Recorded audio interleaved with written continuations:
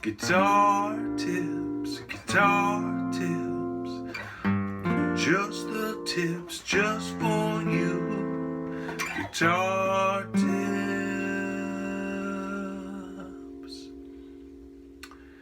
Hello and welcome to Guitar Tips.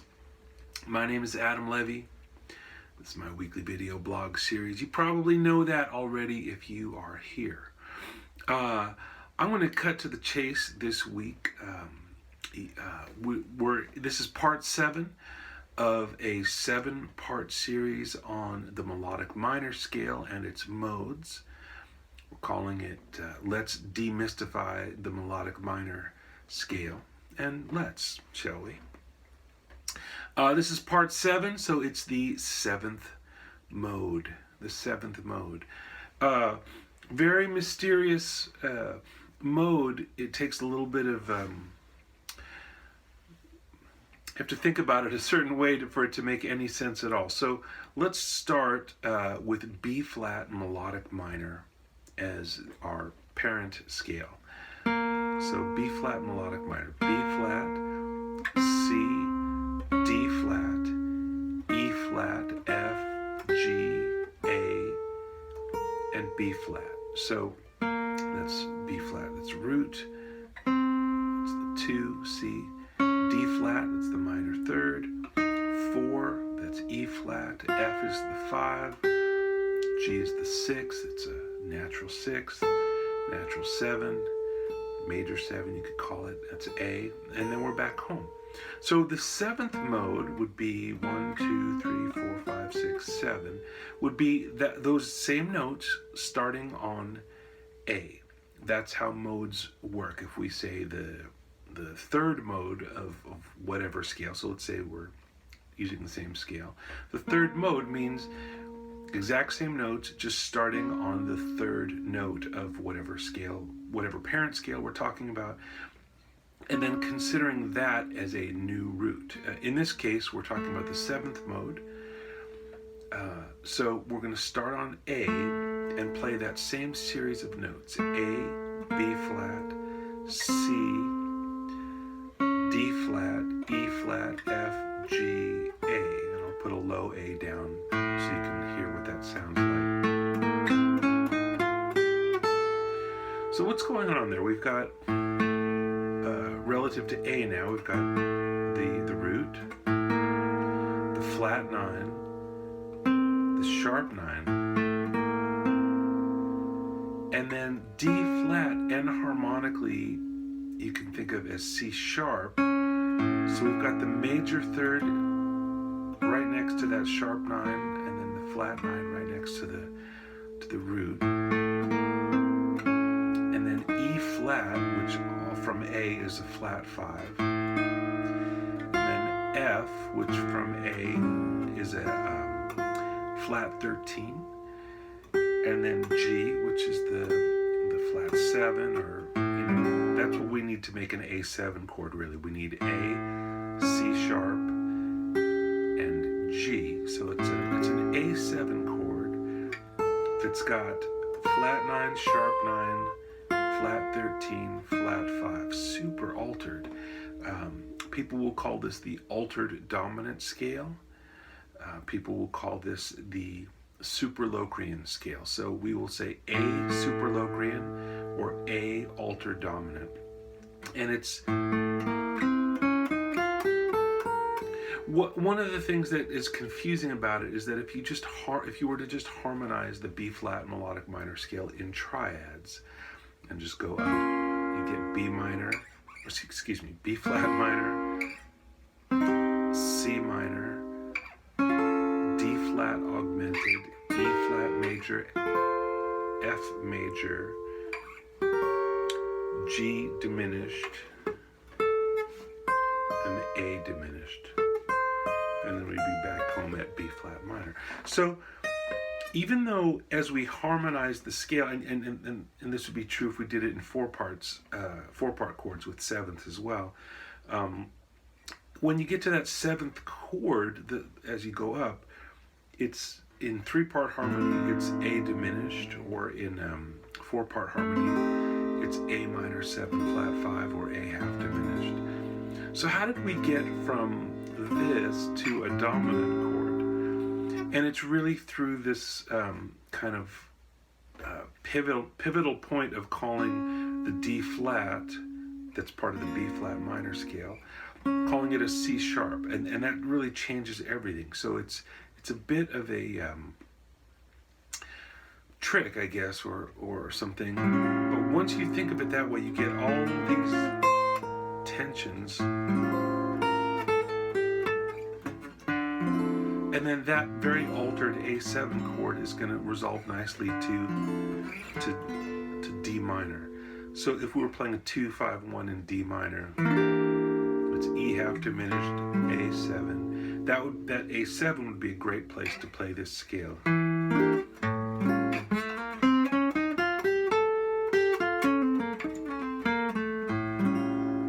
then we go to the D minor. I'll do that a few times.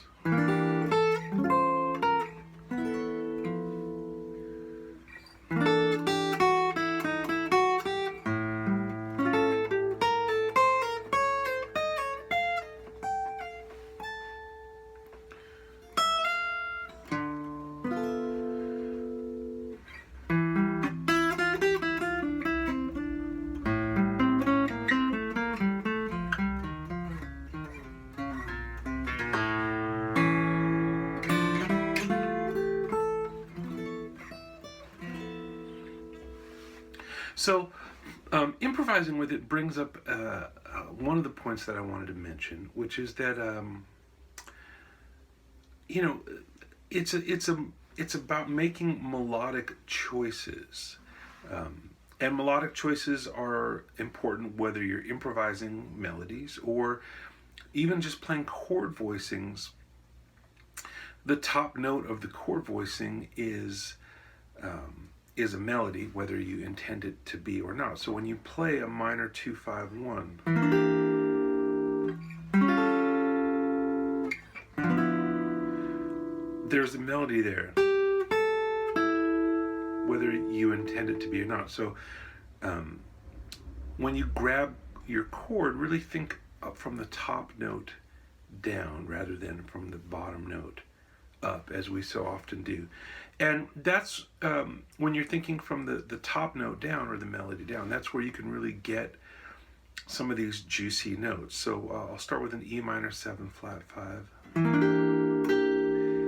And what if we just put A on top of the A7 chord? This would be a nice voicing. It's just a A7 flat 13 open A, so. Or we could go, I'm just going to try all the different possibilities. Or let's go to a lower note.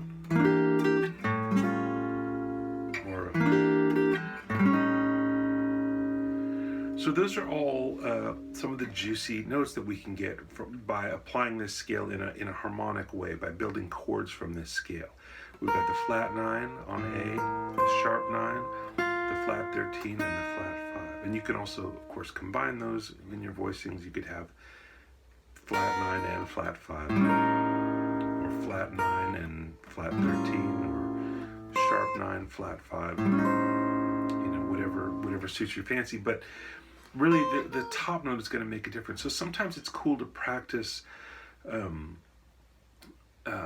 This has to do with playing chords with a static note on top, and try some different notes. So if we're going to play a 2-5-1 in D minor, what happens if we keep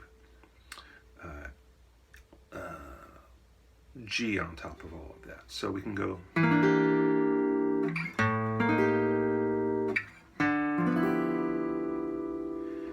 What happens if we keep A on top? We could go.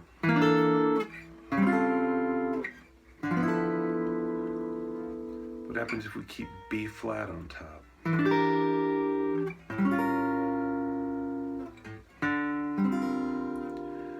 That doesn't feel as resolved, so maybe that's not the best. Well, what if we keep C on top?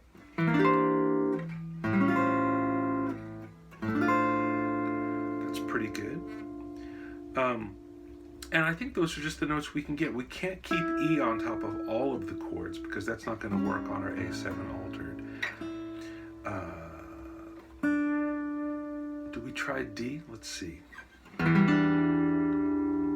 Yeah, that's not really going to work because when we get to the A7 altered, we don't have that note. We have these notes, but we don't have this note. So those are the possibilities with static. You could also, with a static melody, meaning a melody that doesn't move around. What if you go up? So what if we wanted to go, so we could go, or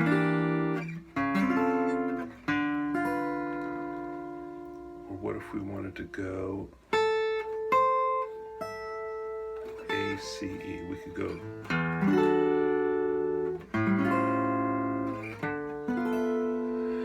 and you know, you may not know all these chords already. It might take you more time to find that kind of stuff, and that's totally okay. But it's a good thing to practice and think about the melody note as driving your chord voicing choices.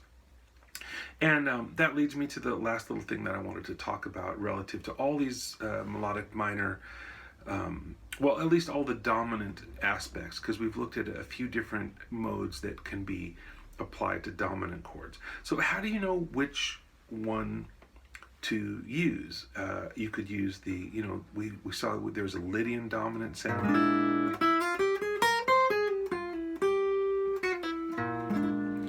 And then there's altered dominant. And we had this kind of a Phrygian dominant as well, which is a pretty cool sound. And a big part of how you decide is the context of what key you're in, and emphasizing notes that lay naturally within the key. So if we're in D minor, and I'm playing a melody, I'm just going to improvise something in D minor.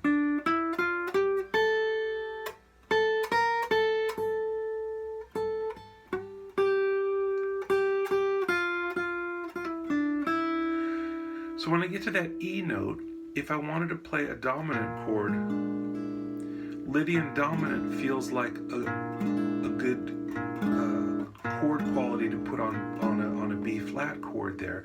First of all, well, not first of all and last of all, that's the whole point of what I'm getting at here, is that if we're in a key, which most times we're playing music, we will be in a key, and you get to using some chords that are non-diatonic, and specifically using chords that are dominant chords that are not the one primary dominant chord of the key. If we're in D minor, there's really one dominant chord that we get to use.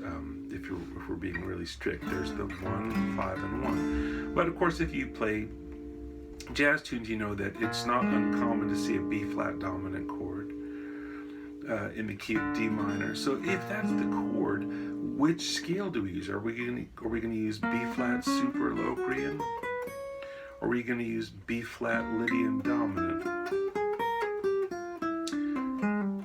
And that makes, I think, more sense, the B flat Lydian dominant, because most of the notes are already native to D minor. So you're not asking people to, you know, you're not tugging people's ears out of the key that they've been in throughout whatever tune you're playing.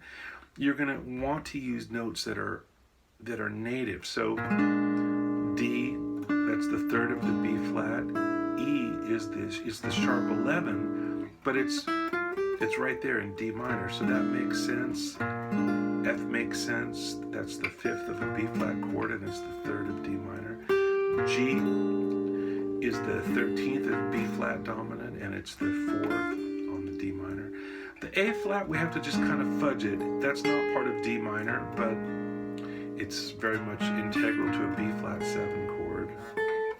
And then B flat is part of the scale if we're thinking D natural minor, and that's the root of this. And then C is the 9 of B flat dominant, and it's the flat 7 in D minor. So, a B flat 13 or a B flat 9 or just straight, B flat 7, any of those are good. And then if you wanted to put some kind of alteration, then E, the sharp 11 on B flat, is a really nice choice, because if you're improvising in D minor, that E note is just a natural part of that sound. I don't want to take the time here to go through all the possible dominant chords that we could play and all of the possible choices, but I want you to just think about the process I just went through and use that same process when you're deciding which dominant sound is the right dominant sound in a particular situation. Sometimes if you're looking at a chart, it will indicate clearly flat 7, flat 13, but it might just say A7, and or it might just say B flat 7 or C7 or whatever it is, and leave it to you to make the color choices. And the process that I just went through was to illustrate, as you're choosing the upper extensions, the 9ths, 11ths, 13ths, and various alterations thereof, do most of the time think about using notes that are native to the key that you're in, or at least the temporary key that you're in, if it's a jazz tune that moves key centers a lot. That's the big idea. Altered dominant, gosh, I don't know what more to say about it. I guess this particular tip is not about the altered dominant alone. It's about other concepts than that. But I hope you get what this sound is. Make sure you practice it in all keys. Do simple things like melodic patterns.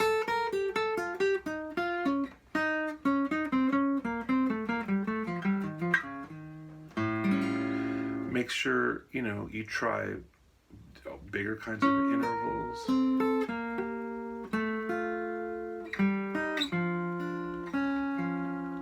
Make sure you play the right notes. You know what I mean. Don't let the scale be some stuck thing that you just go up and down. Make some music with it. Try some melodic patterns. Listen to some recordings and try and listen for this sound. Jazz records from the late 50s and early 60s, it's not too hard to find examples of this. Okay, I'm going to stop here. I've talked way too long, as I always do. I want to thank Martin Strings for sponsoring Guitar Tips. These are the strings that I like. They're retro MM12 light gauge Monel strings. I put them on all my steel string acoustic guitars. They sound great, they last long, they feel good. And sometimes they're a conversation starter. People look at them and they go, oh wow, they're not bronze, they're kind of nickel. And that's exactly what they are, and they're wonderful sounding. So thank you, Martin Guitar Strings.